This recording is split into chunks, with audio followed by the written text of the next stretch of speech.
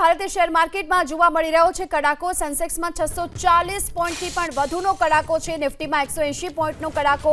એનએસઈના media અને IT સેક્ટરના શેરમાં જોરદાર કડાકો જોવા મળી રહ્યો છે। તો ભારતીય શેર માર્કેટમાં આજે મોટો કડાકો જોવા મળી રહ્યો છે। સેન્સેક્સમાં 640 પોઈન્ટથી પણ વધુનો કડાકો છે અને નિફ્ટીમાં પણ સતત ઘટાડો જોવા મળ્યો છે। નિફ્ટીમાં 180 પોઈન્ટનો ઘટાડો અત્યારે જોવા મળી રહ્યો છે અને એનએસઈની જો વાત કરીએ તો મીડિયાની સાથે આઈટી સેક્ટરના શેર્સમાં પણ હાલ કડાકો જોવા મળી રહ્યો છે।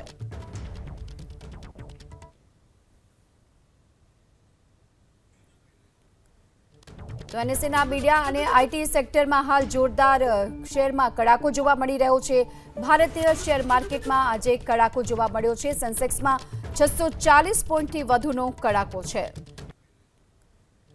તો એનએસઈના મીડિયા અને આઈટી સેક્ટરમાં હાલ જોરદાર શેરમાં કડાકો જોવા મળી રહ્યો છે।